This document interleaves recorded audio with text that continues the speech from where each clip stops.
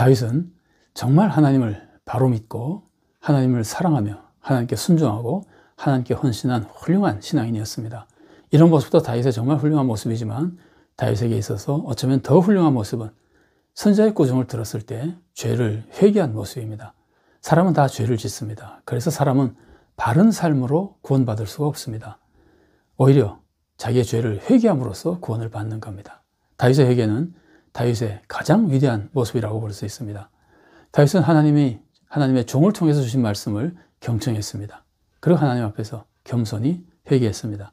그래서 하나님의 사랑과 축복을 회복한 겁니다.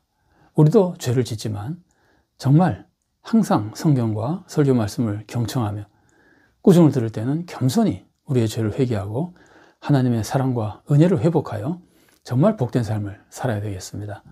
다윗은 일생에 끔찍한 죄를 두 가지 지었습니다. 하나는 밧세바와 간음하고 우리아를 죽인 죄입니다. 이것은 행동으로는 두 가지 죄지만 하나의 사건으로 연결이 되기 때문에 한 가지로 소개해드리고 있는 겁니다. 그리고 또 하나는 백성의 수를 센 겁니다. 이 죄 때문에 백성이 많이 죽습니다. 사무엘하 24장 15절 말씀입니다. 이에 여호와께서 그 아침부터 정하신 때까지 전염병을 이스라엘에게 내리시니 단에서부터 브엘세바까지 백성의 죽은 자가 7만 명이라. 백성의 수를 센 것이 그렇게 큰 죄입니까? 사실 백성의 수를 센 것 자체는 죄가 아닙니다. 어떤 마음으로 백성의 수를 세었느냐가 중요한 겁니다. 모세를 보십시오. 모세는 백성의 수를 2번이나 셌습니다. 그러나 모세가 백성의 수를 센 것은 하나님의 뜻을 이루어 드리기 위해서 셌던 겁니다. 그래서 그건 죄도 아니고 벌도 받지 않습니다.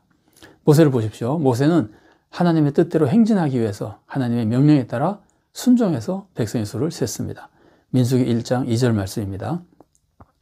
너희는 이스라엘 자손의 모든 회중 각 남자의 수를 그들의 종족과 조상의 가문에 따라 그 명수대로 계수할지니. 행진을 위해서 백성의 수를 세는 겁니다.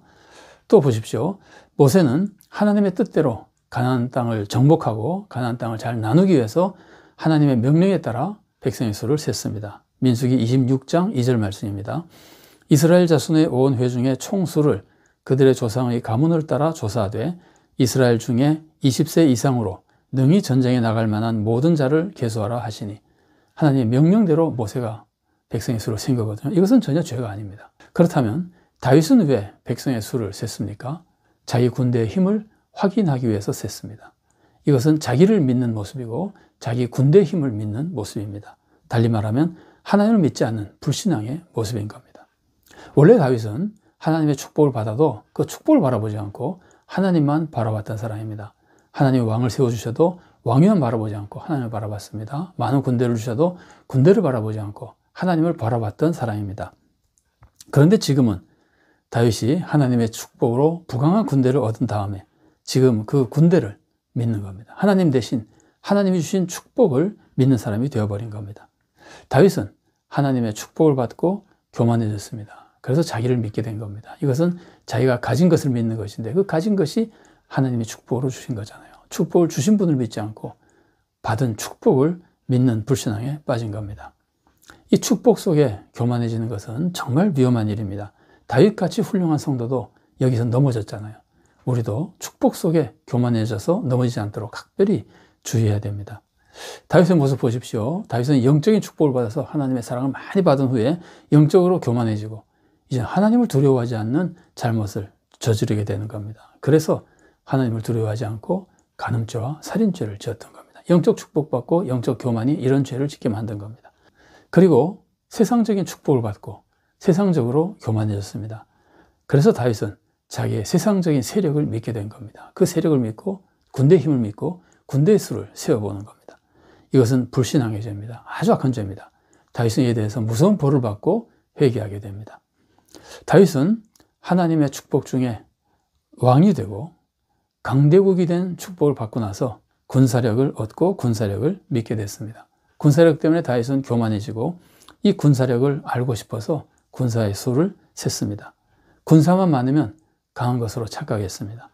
군대의 수로 평안을 얻고 군대의 수로 자기의 명예를 높이려고 했던 겁니다. 그런데 다윗의 장군 요압이 다윗의 이 마음을 알고 이것이 잘못됐다는 것을 알고 다윗에게 하나님만 믿고 수를 세지 말라고 충고합니다. 그러나 다윗은 듣지 않습니다. 사무엘하 24장 3절 말씀입니다. 요압이 왕께 아뢰되 이 백성이 얼마든지 왕의 하나님 여호와께서 100배나 더하게 하사 내 주 왕의 눈으로 보게 하시기를 원하나이다.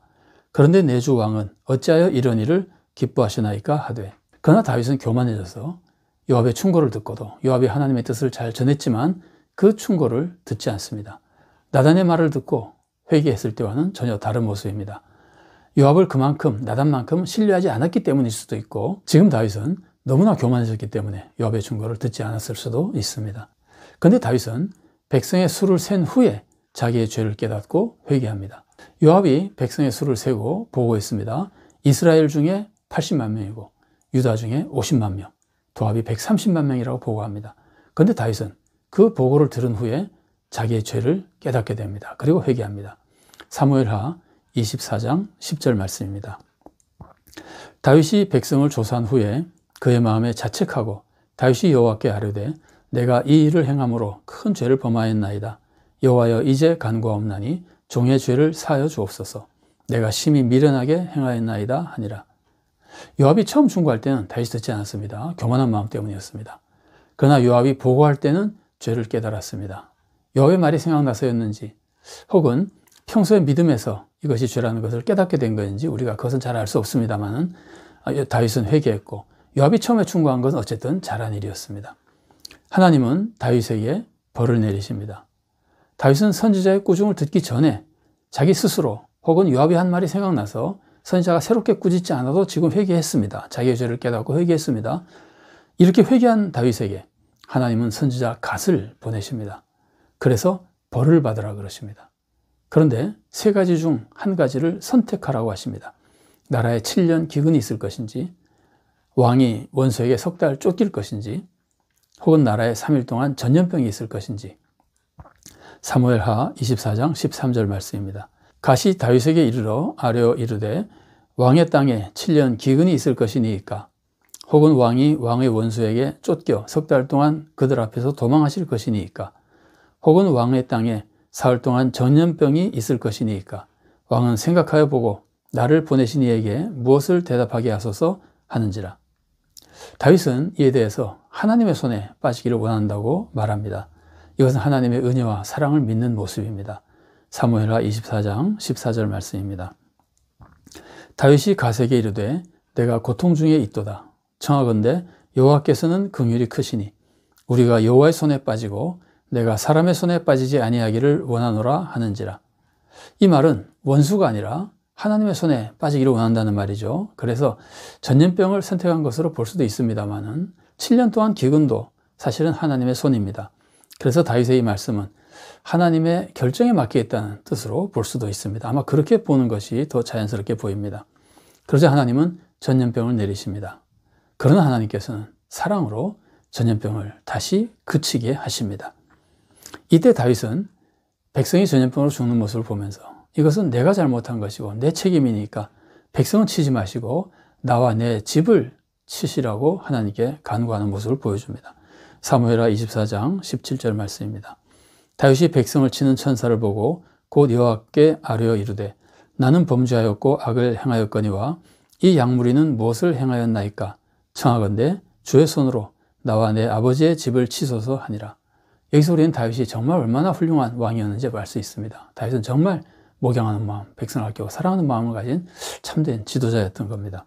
하나님이 다윗이 회개했는데도 불구하고 다윗의 죄에 대해서 벌을 내리시는 것은 하나님의 정의를 보여주는 것이고 또한 우리를 고쳐주려고 다윗을 고쳐주려고 하시는 모습이라고 볼 수 있습니다.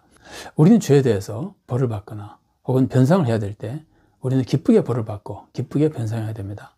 이것은 하나님의 정의를 이루는 길이고 또한 이것은 우리 자신의 삶을 바른 삶으로 고쳐나갈 수 있는 길이고 그래서 믿음을 지키고 구원의 길을 갈 수 있는 축복의 길이기 때문입니다. 다윗은 하나님의 명령대로 아라우나의 타작마당에서 제사를 드립니다. 그리고 벌이 그치게 됩니다. 우리는 하나님의 축복을 받으면 그 축복 때문에 교만해지지 않도록 각별히 주의해야 됩니다. 또 그리고 우리는 언제든지 죄를 짓는 사람이기 때문에 우리는 이웃의 말에 경청할 줄 아는 사람이 되어야 됩니다. 그리고 우리는 하나님의 축복을 받았을 때 그 축복이 사람이든지 물질이든지 지위든지 혹은 재능이든지 어떤 것이든지 그 축복을 믿지 말고 그 축복을 의지하지 말고 하나님만 믿고 의지해야 됩니다. 그리고 우리가 하나님으로부터 죄 때문에 벌을 받으면 우리는 그것이 내 책임이라는 것을 알고 그 벌을 달게 받고 변상할 것이 있으면 정말 변상하며 책임감 있게 살아가야 됩니다. 그리고 우리는 참된 회개와 예배와 하나님 섬김의 삶을 통해서 하나님의 축복을 회복하는 귀한 성도가 될 수 있기를 바랍니다.